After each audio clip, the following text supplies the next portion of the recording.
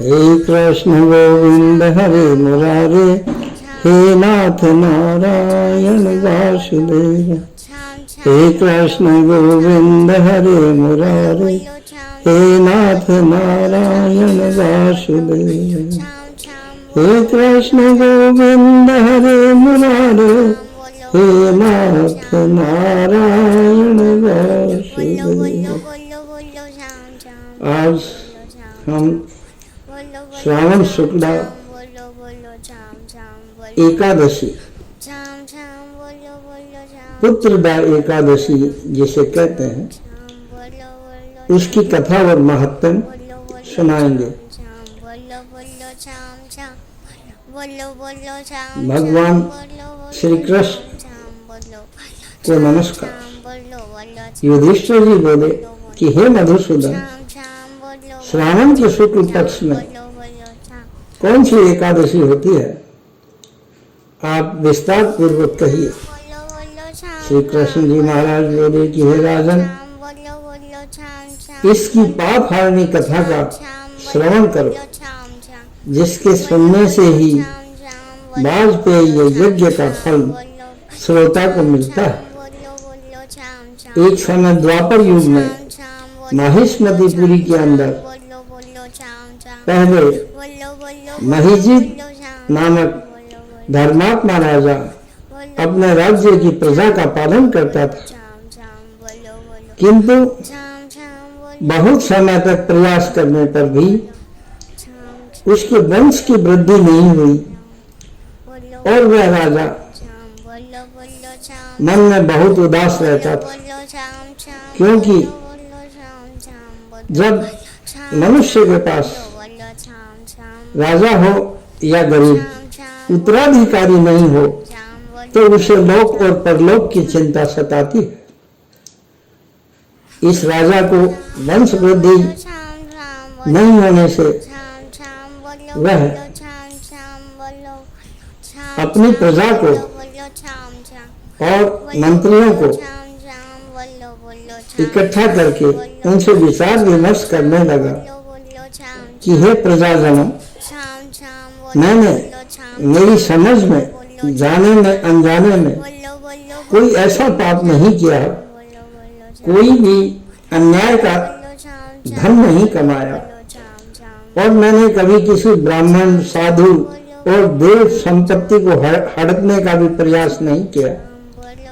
जो पाप फल को देने वाले, कभी अमानत में किसी की खयानत नहीं की, परंतु सारी प्रजा का धर्म पूर्वक पालन करते हुए और धर्म के साथ पृथ्वी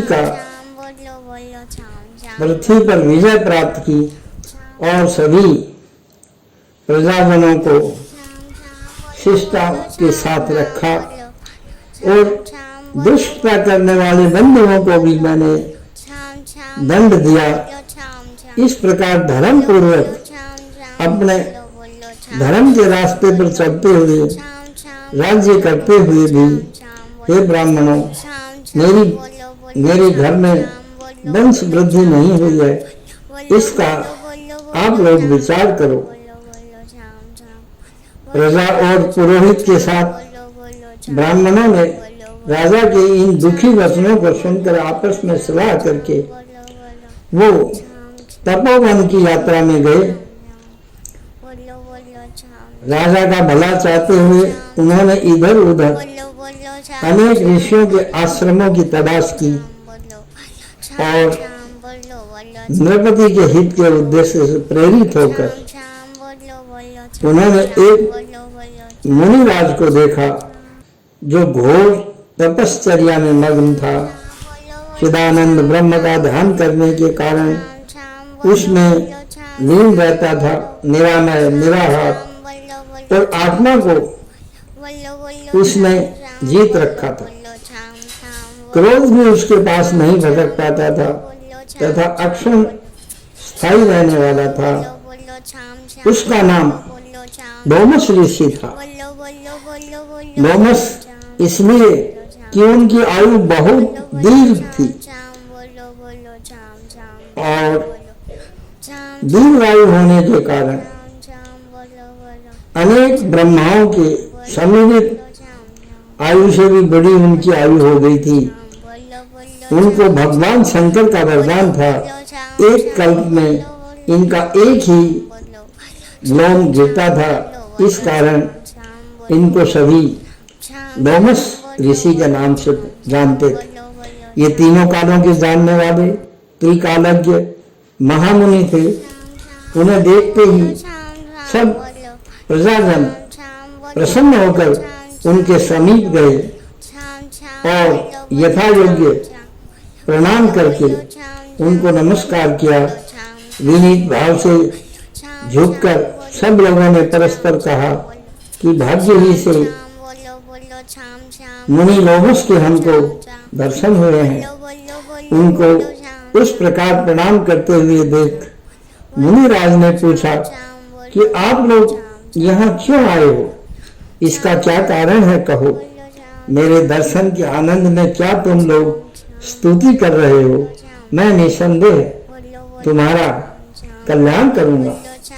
मुझ जैसे मनुष्यों का जन्म परोपकार के लिए ही हुआ है, यह निसंदेह बात है। लोगों ने कहा, मुनिराज हमारा दुख सुनिए, हम लोग अपने आने का कारण बताते हैं। हम आपके पास संशय की निवृत्ति के लिए, उसको दूर करने के लिए यहाँ पर आए हैं, क्योंकि ब्रह्मा के अतिरिक्त आपसे बढ़कर कोई दूसरा सर्वश्रेष्ठ प्राणी हमारी शंका का समाधान नहीं कर सकता।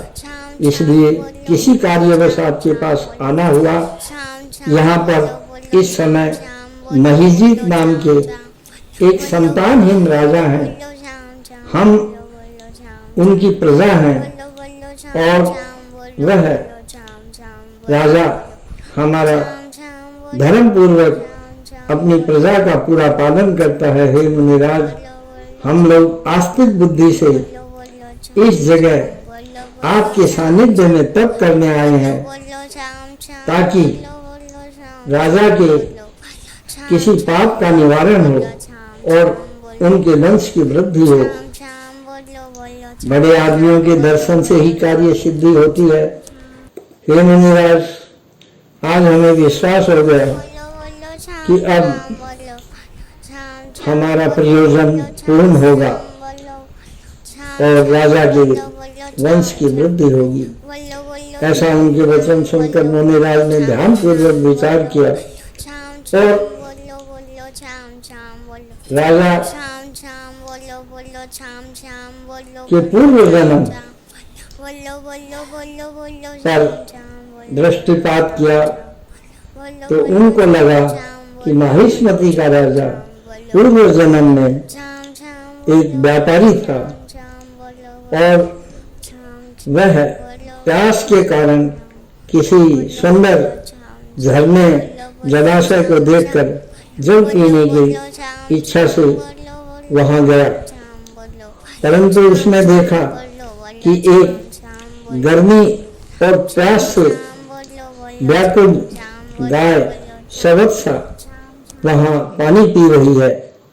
वह गर्मी से पीड़ित और व्याकुल थी, पर राजा ने मणि ने वैश्य ने उसको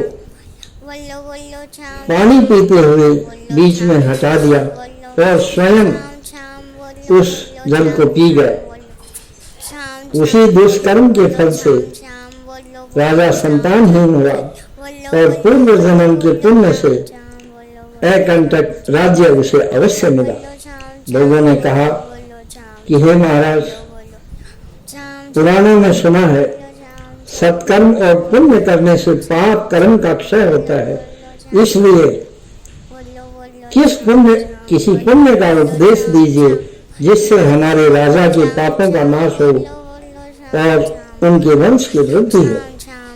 महाराज की कृपा से लोमस ने कहा कि श्रावण शुक्ल पक्ष में पुत्रदा नाम की एकादशी तिथि विख्यात है।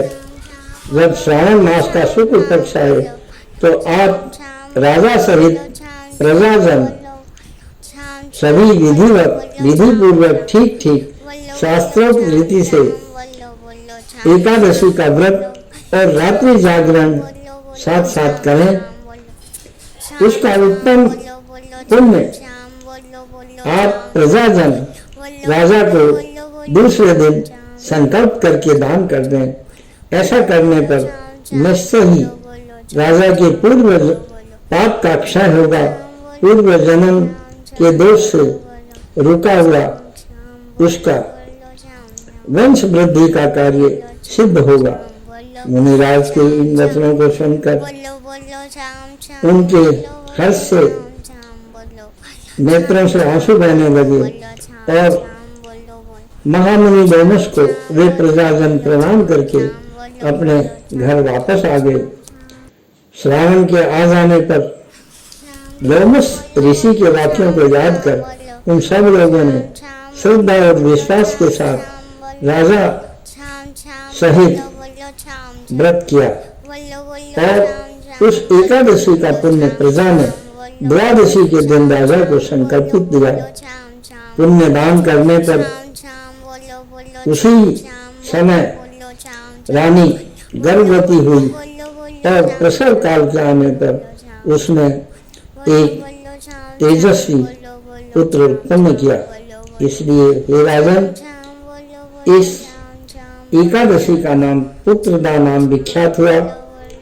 दोनों लोकों के वास्ते सुखाभिलाषी मनुष्यों को यह करना चाहिए। इसका महत्व सुनने से ही मनुष्य पापों से छूट जाता है तथा इस जन्म में संतान सुख को प्राप्त कर अंत में सदगति को प्राप्त होता है। बोलो भगवान श्री कृष्ण की जय। नारद जी को नमस्कार। हे कृष्ण गोविंद हरे मुरारे, हे नाथ नारायण वासुदेव। हरि ओम तत्सत।